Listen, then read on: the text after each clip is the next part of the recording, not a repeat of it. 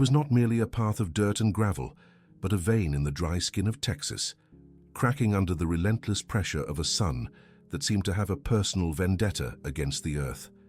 The road wound its way through mesquite trees and barbed wire fences that had rusted long before the turn of the century, leading to a place that time had not forgotten, but was actively trying to erase. Heat waves rose from the ground in shimmering curtains, distorting the horizon where the sky met the scrubland in a haze of pale blue and burnt orange. Dust did not just settle here, it lived here.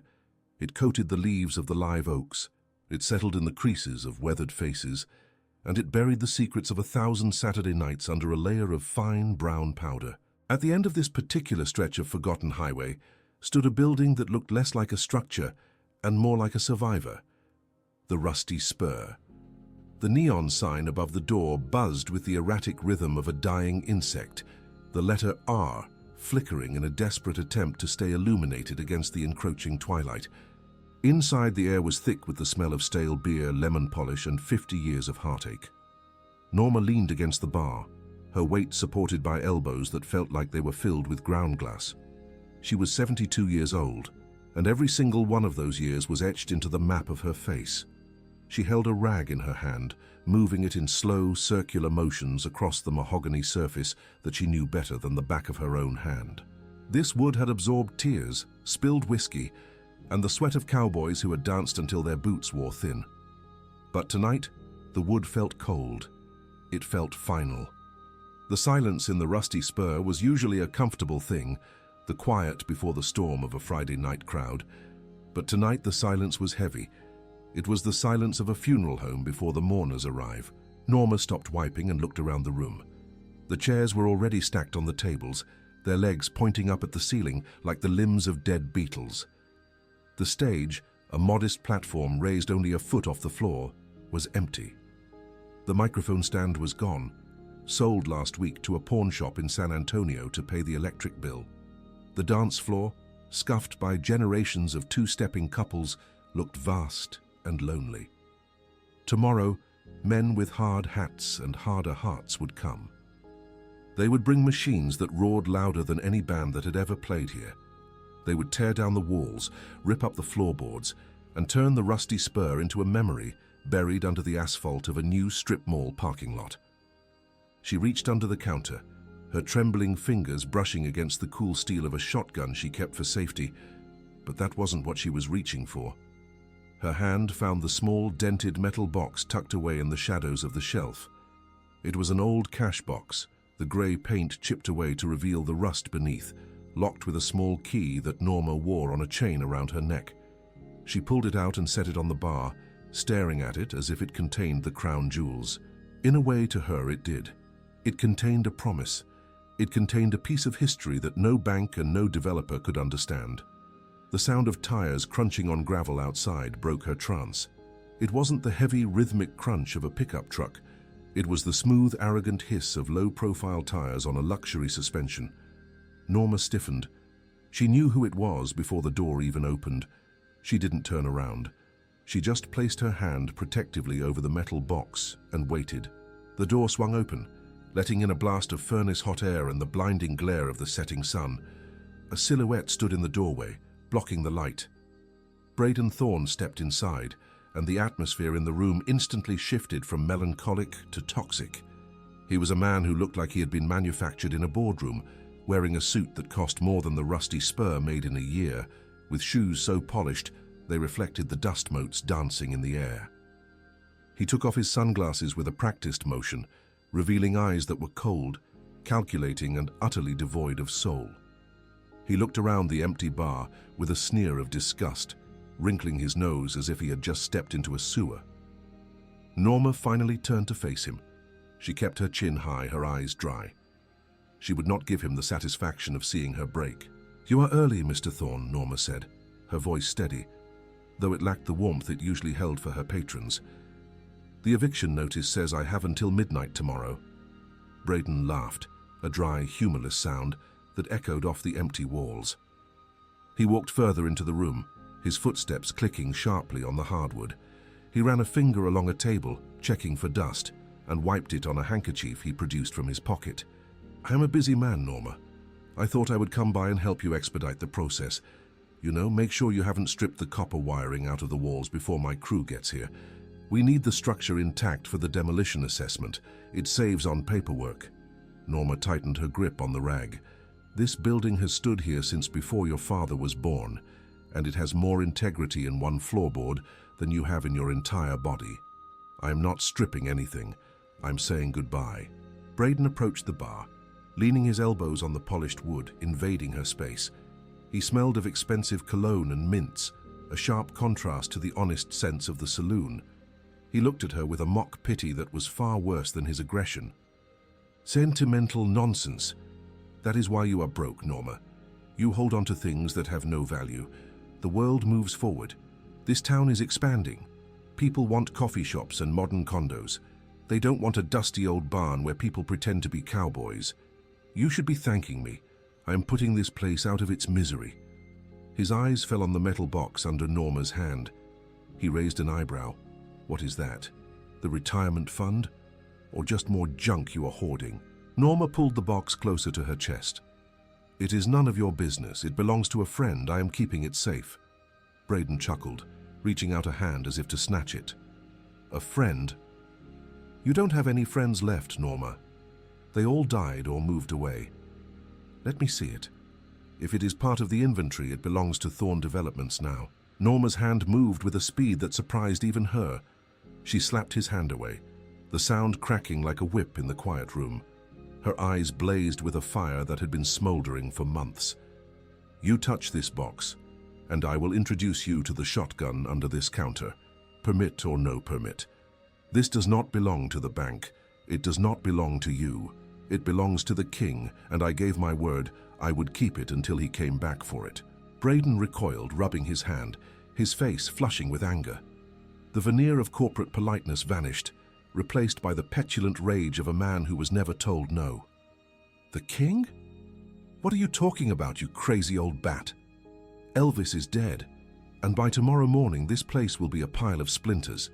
You have 24 hours, Norma. If you are not out, I will have the sheriff drag you out. And that box, it will go into the dumpster with the rest of your trash. He spun on his heel and stormed out, slamming the door behind him so hard the windows rattled in their frames. Norma stood alone in the dim light, her heart hammering against her ribs. She looked down at the box. Her hands were shaking. She unlocked it slowly. Inside, resting on a bed of velvet she had salvaged from an old jewelry box, was a simple silver ring. It wasn't expensive. It wasn't flashy, but next to it was a cocktail napkin, yellowed with age, with a handwritten set list and a signature that was unmistakable to anyone who knew country music. She whispered into the empty room, her voice cracking. I tried, George. I tried to reach you.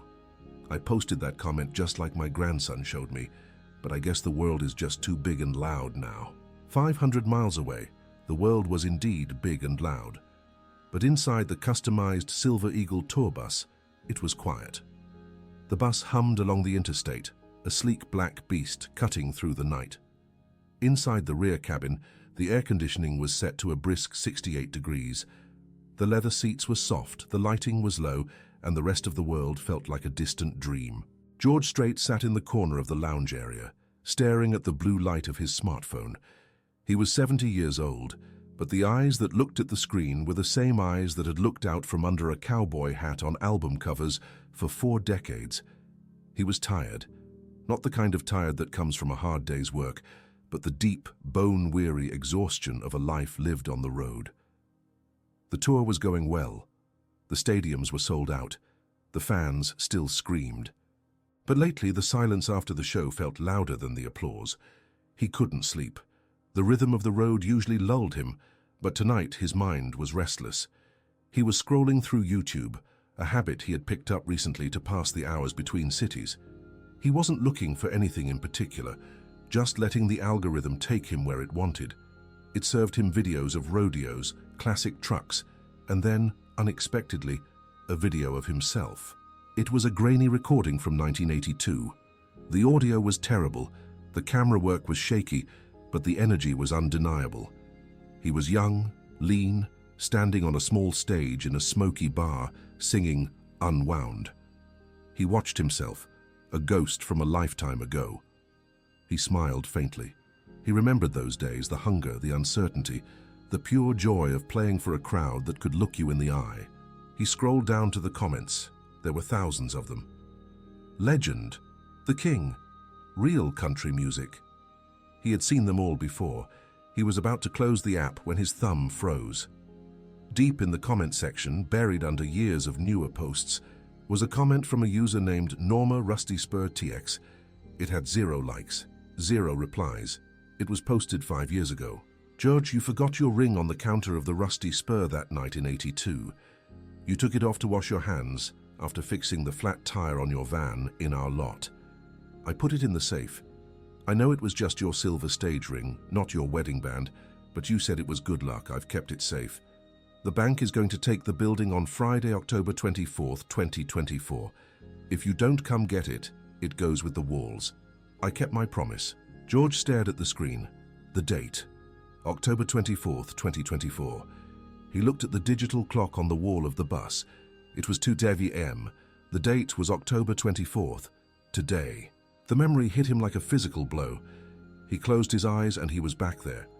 1982, the Rusty Spur. He remembered the heat.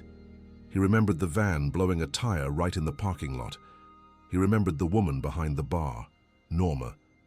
She had given him a free pitcher of beer and a sandwich while he waited for the jack.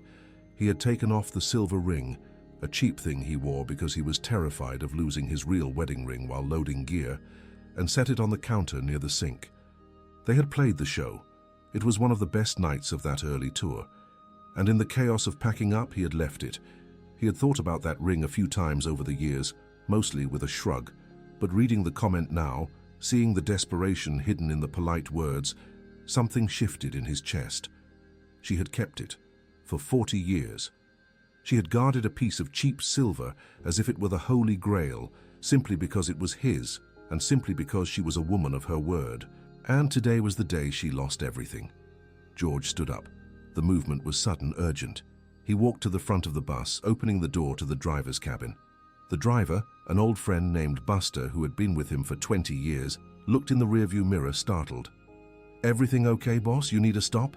George looked out the windshield at the endless stretch of highway. They were heading north towards a stadium show in Oklahoma. The Rusty Spur was south, 300 miles in the wrong direction. "Turn it around, Buster." Buster blinked, checking the GPS. "Turn around? Boss, we got sound check at 4. If we turn around now, we're going to miss the load-in. The promoter will have a heart attack." "I don't care about the promoter," George said, his voice low but filled with that quiet steel that made people listen. "I left something behind, a long time ago, and a lady is in trouble because of it." Buster knew that tone. He didn't argue. He didn't ask what was left behind. He just nodded, flipped the blinker, and looked for the next turnaround. "Where are we going?" "Texas," George said, looking back at the darkness outside. "A place called the Rusty Spur. And step on it. We're racing the bank." Back at the Rusty Spur, the sun had fully set, plunging the building into darkness. Norma hadn't turned on the lights. She couldn't bear to see the empty room illuminated. She sat on a stool behind the bar, the shotgun on her lap, the metal box on the counter next to a kerosene lantern she had lit. The soft, flickering glow cast long shadows that seemed to dance like the ghosts of the cowboys who used to fill the room. She wasn't crying. She was past tears. She was in that cold, numb place where resolve meets despair. She heard the wind howling outside, rattling the corrugated tin roof. It sounded like the world was trying to blow her away. Her phone buzzed in her pocket. She ignored it. It was probably Braden again, or the bank, or a lawyer telling her it was over. She didn't care. She was going to sit here until they dragged her out. She owed that to her husband, who had built this place with his bare hands. She owed it to the music, and she owed it to George. It seemed silly, she knew, to pin her hopes on a comment she made on the internet years ago. She didn't even know if he ran his own account. It was probably some teenager in Los Angeles, but it was the only thread she had left to pull.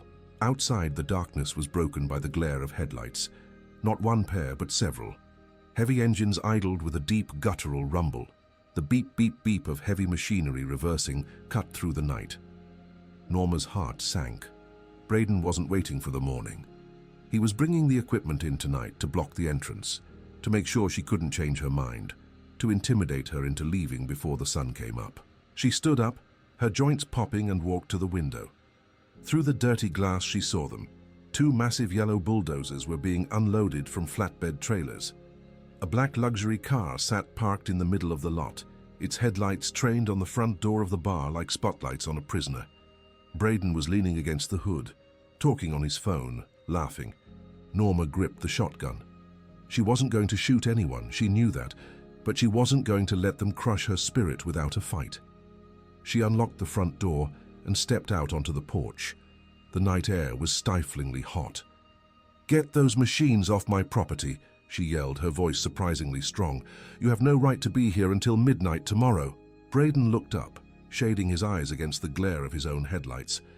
He walked over to the edge of the porch, flanked by 2 large men in construction vests who looked more like bouncers than builders.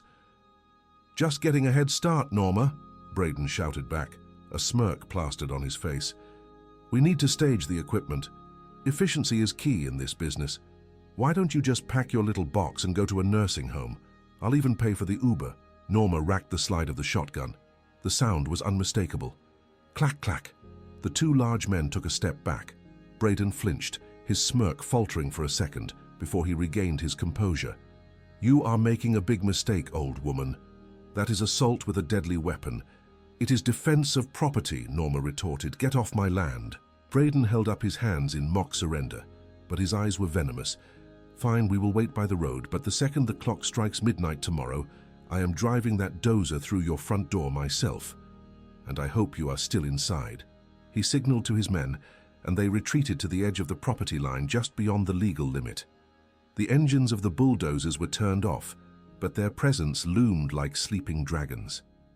Braden sat in his car, the interior light illuminating his face as he typed on his phone, likely planning the next phase of her destruction. Norma went back inside and locked the door. Her hands were shaking uncontrollably now.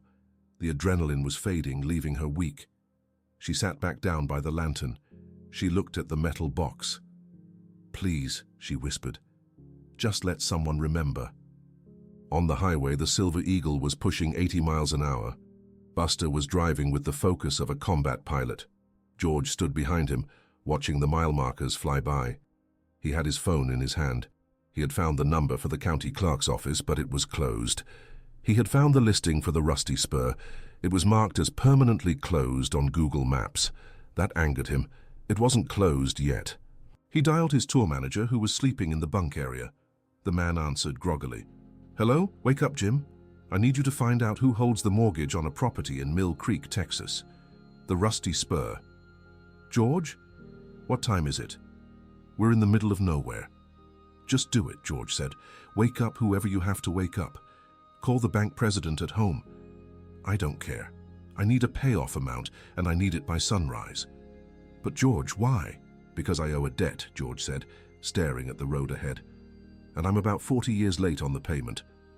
The bus roared on, a silver bullet aimed at the heart of a dying town. George went back to the lounge and sat down. He opened the case of his guitar. He pulled out the acoustic Gibson he used for writing. He strummed a G chord. It rang out, clean and true. He thought about the ring. It wasn't about the silver, it was about the principle. A woman who keeps a promise for 40 years is a rare thing in this world. A woman who faces a bulldozer for the sake of a memory is even rarer. George closed his eyes. He could feel the miles disappearing beneath the wheels. He prayed they weren't too late. He prayed that the world hadn't become so hard that a simple act of loyalty didn't matter anymore. As the sun began to bleed into the eastern sky, painting the horizon in shades of bruised purple and red, the situation at the Rusty Spur was reaching its breaking point. Braden had not slept. He had spent the night pacing the perimeter, fueling his anger. He had called in a favor with the local deputy, a man who owed him money from a gambling debt. The deputy's cruiser pulled up just as the first rays of light hit the peeling paint of the saloon. Braden walked over, shaking the deputy's hand. "She pulled a gun on me," Braden lied smoothly.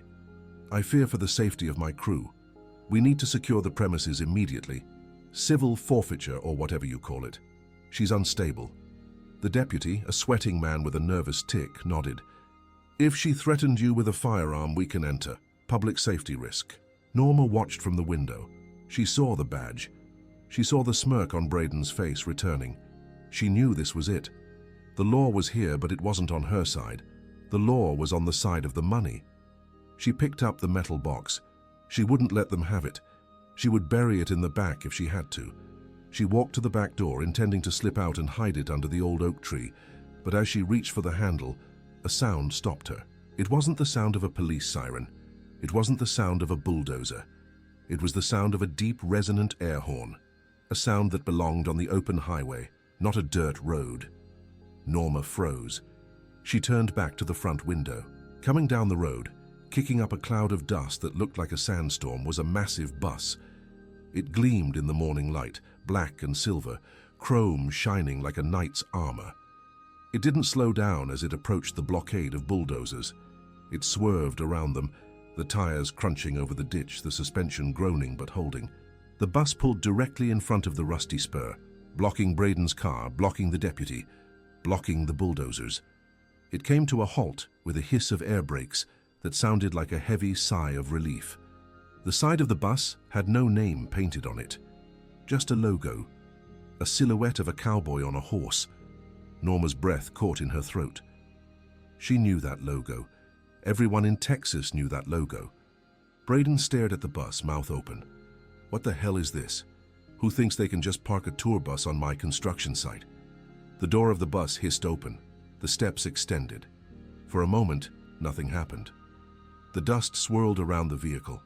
Then a pair of boots appeared. Pristine ostrich leather boots, then pressed Wrangler jeans, then a belt buckle that caught the sun. George Strait stepped out onto the gravel. He adjusted his white resistal hat, squinting against the sun. He looked exactly like he did on TV, only older, more solid, more real. He didn't look at the bus. He didn't look at the deputy. He looked straight at the front door of the rusty spur. Braden marched forward, his face red. "Hey, you can't park that thing here. This is private property. Move it or I'll have it towed." George turned his head slowly. He looked at Braden the way a lion looks at a particularly annoying fly. He didn't raise his voice. He didn't have to. "Son," George said, his voice calm, deep, and carrying the weight of 1,000 songs. "You might want to lower your voice. I've got a headache and I've driven all night to pick up a piece of jewelry." Braden blinked, confused. "Jewelry? Who are you?" The deputy stepped forward, his eyes wide. He recognized the man. He dropped his hand from his holster. Holy mother of... "That's George Strait." Braden looked from the deputy to George. "I don't care if he's the Pope. He's trespassing." George ignored him. He walked past Braden, brushing his shoulder as he went. He walked up the steps of the porch. He tried the door. It was locked. Norma, watching from the inside, felt her legs give out. She stumbled to the door, fumbling with the lock. She threw it open. There he stood, the king of country. He looked tired, dusty, and absolutely magnificent. He took off his hat, holding it over his heart. He smiled that crooked smile that had broken 1,000,000 hearts. "Hello, Norma," George said softly. "I heard you've been holding on to something for me. I'm sorry it took me 40 years to come back for it." Norma couldn't speak. She just held out the metal box, her hands trembling violently. George reached out and gently covered her hands with his own. They were warm and rough. "It's okay," he said. "I'm here now. And I brought my checkbook." The silence that followed George Strait's entry into the rusty spur was heavy, not with tension, but with a reverence that felt almost religious. The dust motes dancing in the shafts of morning light seemed to slow down, suspended in the air as if afraid to disturb the moment. George stood in the center of the room, his boots planted firmly on the worn floorboards that creaked in a familiar key. He took a deep breath, inhaling the scent of the place, a mixture of cedar, lemon oil, and the ghostly aroma of tobacco smoke from decades past. It was a smell that didn't exist in the sanitized arenas and VIP lounges he frequented now. It was the smell of his youth. Norma stood behind the bar, her hands still trembling as she clutched the metal box. She felt lightheaded, as if the floor had suddenly tilted beneath her feet. The man standing before her wasn't just a celebrity. He was a living testament to the days when her husband was still alive, when the jukebox was always playing, and when life felt full of promise rather than impending endings. George walked slowly toward the bar, his spurs jingling softly, a sound that cut through the quiet like a silver bell. He didn't look at the empty tables or the stacked chairs. He looked at the walls. He looked at the framed photographs, now faded to sepia, showing local bands, rodeo champions, and smiling faces of people who had long since passed on. He stopped in front of a picture of himself, young and unlined, shaking hands with Norma's late husband, Earl. "I remember Earl," George said, his voice low and raspy, breaking the silence. He had a grip like a vice and a paw that was always a little too generous. He was a good man. Norma let out a small, choked sob. "He loved your music, George. He used to say you were the only one who sang the truth." George turned to face her, leaning his hip against a high-top table. He took off his sunglasses and hooked them into his shirt pocket. His blue eyes were kind, crinkled at the corners with years of squinting into stage lights and Texas sunsets. "The truth is easy to sing when you're living it, Norma. It's the living part that gets hard." The door behind them burst open, shattering the moment. Braden Thorne stormed in, his face a mask of indignation. The deputy trailed behind him, looking like a man walking to his own execution. Braden was not used to being ignored, and he was certainly not used to losing control of a room. He marched right up to George, invading his personal space with the reckless confidence of a man who had never been punched in the mouth. "Listen to me, Mr. Strait, or whatever you call yourself," Braden spat, pointing a manicured finger at the legend. "I don't care about your nostalgia trip. This building is condemned. It is a safety hazard. And frankly, your presence here is disrupting a lawful business operation. I have investors flying in from Dallas in 3 hours to see a leveled lot, not a fan club meeting." George didn't flinch. He didn't even blink. He just looked down at Braden's finger, then up at his face. The look was one of mild curiosity, as if Braden were a peculiar species of bug he hadn't encountered before. "Condemned?" George asked, his voice deceptively soft. "Yes, condemned," Braden shouted, his voice echoing off the tin ceiling. "The foundation is cracked. The wiring is illegal. It's a rat trap. And you are trespassing. Deputy, remove him." The deputy shifted his weight, looking at the floor, then at the ceiling, then anywhere but at George Strait. "Mr. Thorne, I don't think I can do that. It's George Strait, sir. In Texas, arresting him is practically a felony in itself. Besides, he hasn't done anything but walk through an unlocked door." Braden turned on the deputy, his face turning a shade of purple that clashed with his tie. "Do your job. I pay the taxes in this town. I own the mayor." George sighed, a long, weary exhale. He turned his back on Braden, dismissing him completely, and looked at Norma. "Norma, darling, would you mind opening that box? I've been thinking about that ring for a long time." Norma nodded, her hands fumbling with the small key on her necklace. She placed the box on the counter. The click of the lock opening sounded like a gunshot in the quiet room. She lifted the lid. There it was. The silver ring, tarnished but still shining dully in the low light. Next to it, the cocktail napkin, yellow and brittle. George reached out with a hand that had strummed a million chords. He picked up the ring. He held it up to the light, turning it over. "I bought this in a pawn shop in San Marcos in 1975, George murmured, more to himself than anyone else. $5. I wore it because I was scared I'd lose my wedding band when we were loading the amps. Ace in the Hole band didn't have roadies back then. We did it all ourselves." He tried to slide it onto his pinky finger. It was tight, fighting against the swollen knuckle of a hand that had seen 40 more years of work since he last wore it. He pushed, twisting it gently until it slid home. He flexed his hand, staring at the silver band. "Fits a little tighter now," he said with a wry smile. "I guess we've both weathered a few storms since '82. He reached into the box again and picked up the napkin. He unfolded it with extreme care, treating the fragile paper like a Dead Sea Scroll. He read the handwriting, his own scrawl, hurried and messy, unwound, down and out. "If you're thinking, you want a stranger." George read the titles aloud. He chuckled. "We didn't even have enough songs for a full set back then. We had to play Amarillo by Morning twice just to fill the time. Norma smiled through her tears. Nobody minded, George. They would have listened to you sing the phone book. Braden, ignored and seething, slammed his hand on the table. Enough! This is ridiculous. I am calling the state troopers. I am calling the media. I will have this place bulldozed with you inside it if I have to. George finally turned around. The softness was gone from his eyes. In its place was the steel gaze that had stared down bulls and bad deals for decades. He took 2 slow steps toward Braden. The air in the room seemed to drop 10 degrees. Boy, George said, the word landing like a hammer. You talk a lot about value. You talk about condos and coffee shops and what this land is worth. But you don't know the first thing about value. He pointed to the scuffed floorboards. You see old wood.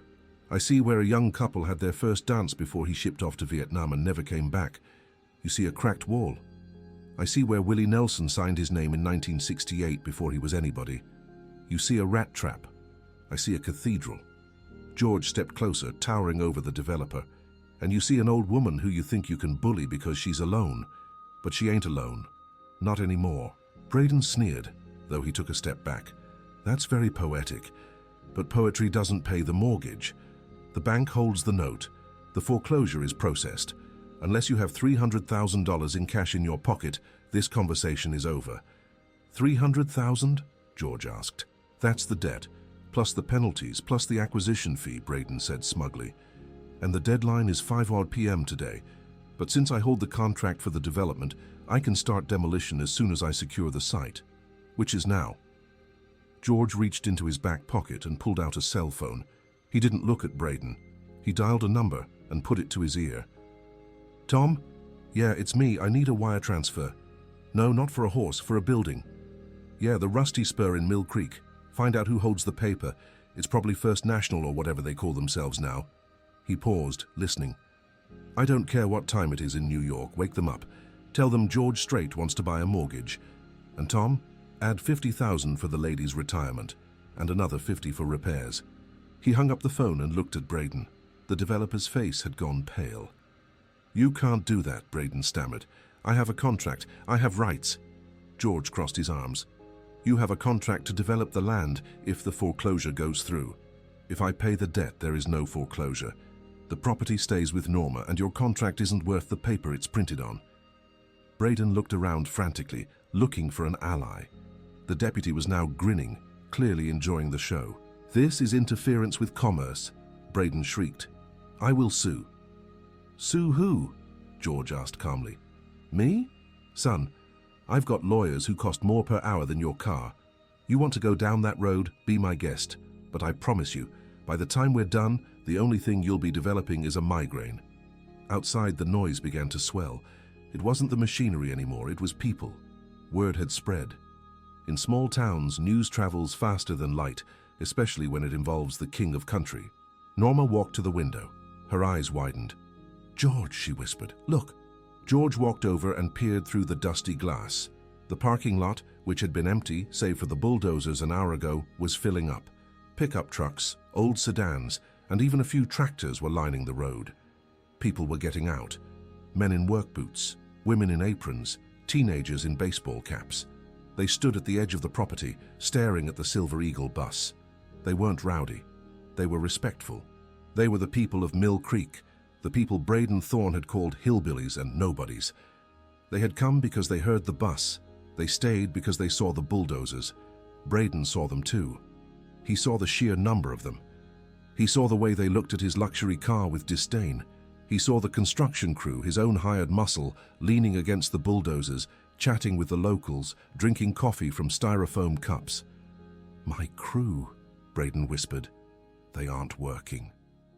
George put a hand on Norma's shoulder. They're Texas boys, Braden, George said. They might take your money, but they won't tear down a legend, while the man who sang the soundtrack to their lives is standing inside. You've lost the room, son, and you've lost the town. Braden's phone rang. He looked at it. It was his boss, the senior partner at the firm. He answered it, his hand shaking. Sir?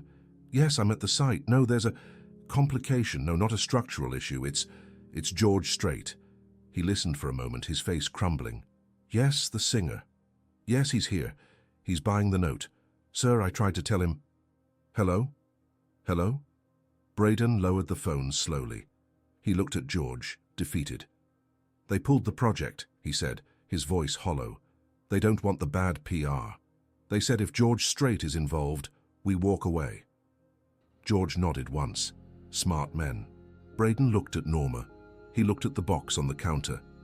For a second, the arrogance vanished, replaced by a strange, childish confusion. Why? He asked Norma. Why did you fight so hard for this junk? It's just a building. Norma stepped out from behind the bar. She walked up to Braden, looking him in the eye. She didn't look frail anymore. She looked like iron. Because, Mr. Thorne, some things aren't for sale. My memories aren't for sale. My husband's ghost isn't for sale. And a promise I made to a friend in 1982? That definitely isn't for sale. She pointed to the door. Now, get out of my bar, before I open for business. And we don't serve your kind here. Braden looked at George one last time. George just tipped his hat. Go on, son.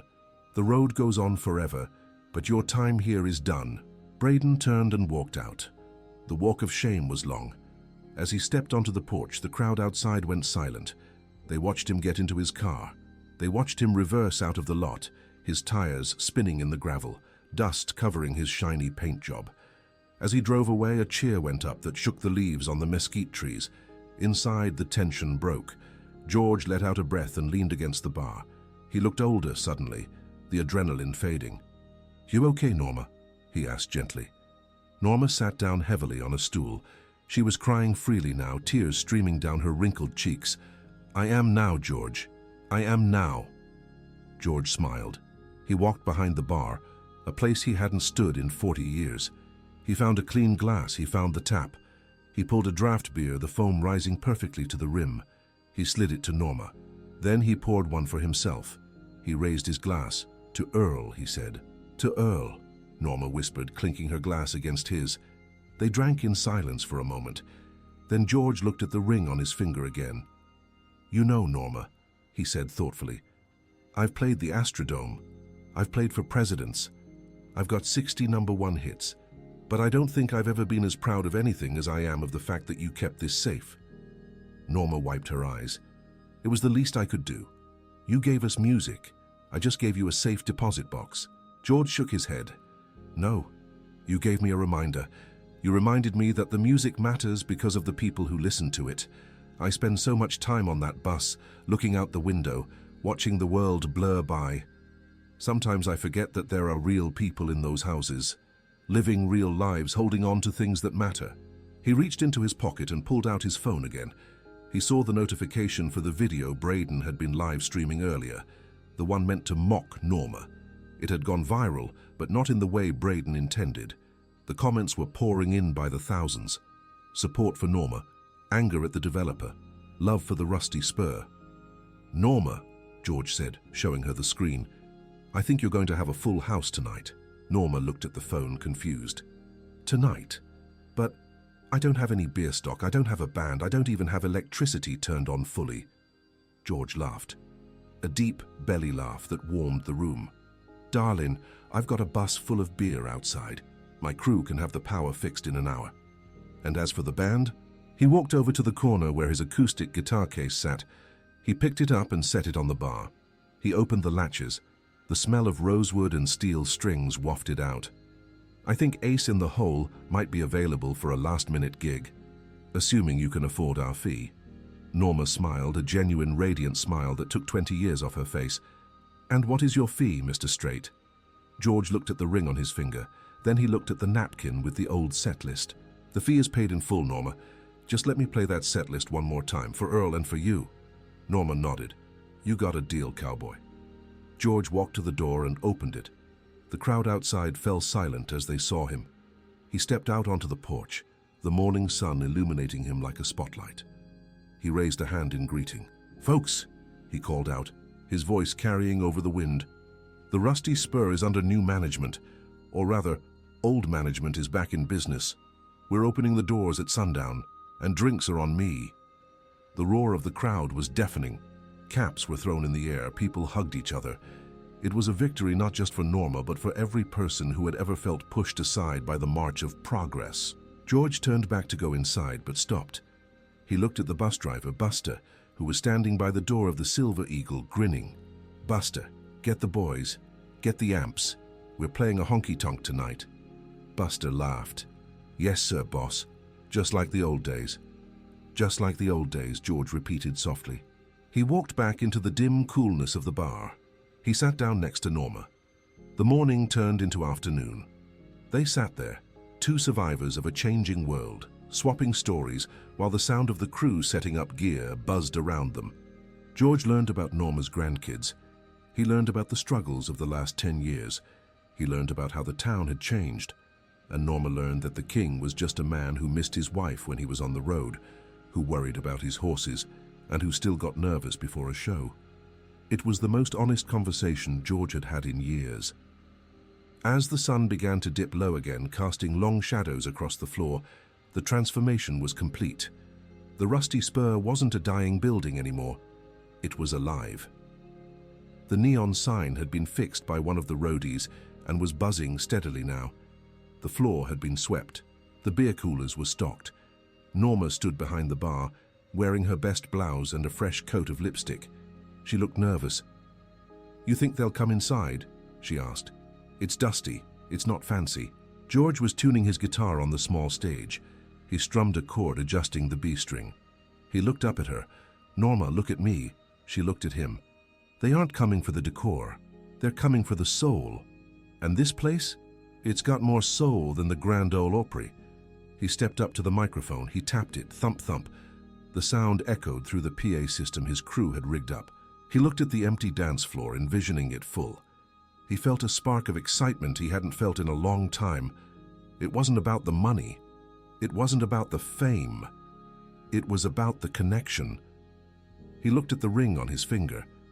It felt right. It felt like he had reclaimed a piece of himself that he had left behind in the dust of 1982. "Ready, boys?" he asked the empty room, speaking to his band who were just walking in the back door, carrying their instruments, looking bewildered but excited. "Ready, boss," the fiddle player said, looking around the dive bar with a grin. "This takes me back." "Let's make some noise," George said. And as the first chord of Unwound rang out in the empty bar, serving as a sound check for the night to come, Norma closed her eyes and let the music wash over her. She had won. The Rusty Spur had won. And somewhere, she knew Earl was tapping his boots. But the story wasn't over yet. The night was just beginning. And outside, the world was watching. The sun had finally surrendered to the Texas twilight, painting the sky in deep indigos and violets, but the Rusty Spur was burning brighter than it had in 40 years. The parking lot, usually a desolate expanse of gravel and weeds, was now a sea of chrome and steel. Trucks were parked bumper to bumper, stretching a mile down the dusty road. People were sitting on tailgates, sharing coolers, waiting for the doors to open. The air buzzed with an electricity that felt tangible, a static charge of anticipation that made the hair on your arms stand up. Inside, the transformation was miraculous. The roadies, efficient professionals used to setting up arenas in hours, had treated the small honky-tonk with the care usually reserved for a cathedral. They had reinforced the stage, rigged up a sound system that could blow the roof off, and even managed to fix the ancient air conditioning unit, which was now chugging along bravely, fighting the rising body heat. George Strait stood in the small backstage area, which was really just a storage closet with a mirror taped to the wall. He adjusted his collar, smoothing the starch of his shirt. He looked at his reflection. He saw the lines around his eyes, the gray in his goatee, but he also saw a spark that had been dim for a long time. He wasn't George Strait the icon tonight. He was George Strait the musician. He was just a guy with a guitar, playing for a friend. He walked out of the closet and found Norma standing by the stage entrance. She looked terrified. "There are so many people, George," she whispered, peeking through the curtain. "The fire marshal is outside counting heads. They're saying there's 3,000 people in the parking lot alone." George placed a hand on her shoulder, squeezing gently. "Just keep pouring the beer, Norma. We'll handle the rest." He walked up the short steps to the stage. The house lights dimmed. The crowd inside, the lucky 200 who had managed to squeeze in, went pitch silent. It was a silence born of disbelief. They were standing in the Rusty Spur, a place most had written off as dead, and they were about to see the king. The drummer counted off, 1, 2, 3, 4. The fiddle sliced through the air, sharp and sweet. The steel guitar moaned its high, lonely cry. And then George stepped up to the mic, strumming that first G chord of Unwound. Give me a bottle of the very best. The room exploded. It wasn't just applause, it was a release. It was a roar of joy, of vindication. Couples hit the dance floor instantly, spinning in the tight space, boots shuffling on the sawdust. Norma, behind the bar, felt the tears start again, but this time she wiped them away with a smile. She started popping caps off beer bottles, finding a rhythm she hadn't felt in years. Pop, slide, pop, slide. She was working. She was alive. For 2 hours, the Rusty Spur wasn't just a bar in Texas. It was the center of the universe. George played the hits, of course. Amarillo by Morning, The Chair, All My Exes Live in Texas. But he also played the deep cuts, the songs from that old napkin set list. He told stories between songs, pointing to the spot on the floor where he'd tripped over a monitor in '82, or the corner where the old jukebox used to sit. Between Marina del Rey and oceanfront property, George stopped the music. The crowd quieted down, sensing something important. George leaned into the mic, sweat glistening on his brow. "You know, folks," he said, his voice echoing in the rapt silence. "We almost lost this place today. A man in a fancy suit thought this building was just wood and nails. He thought he could buy history with a checkbook." Boos erupted from the crowd. George held up a hand. But he forgot one thing. He forgot about Norma. He pointed to the bar. The spotlight swung from the stage to Norma, illuminating her in a halo of light. She froze, a beer bottle in each hand, looking like a deer in headlights. "This lady here," George continued, his voice thick with emotion. "She kept a secret for 40 years. She kept a promise. She stood in front of a bulldozer this morning with nothing but a shotgun and a prayer, because she believed that some things are worth fighting for." The crowd went wild. They chanted her name. "Norma, Norma, Norma!" Norma blushed a deep crimson, burying her face in her hands, but she was smiling. George waited for the noise to die down.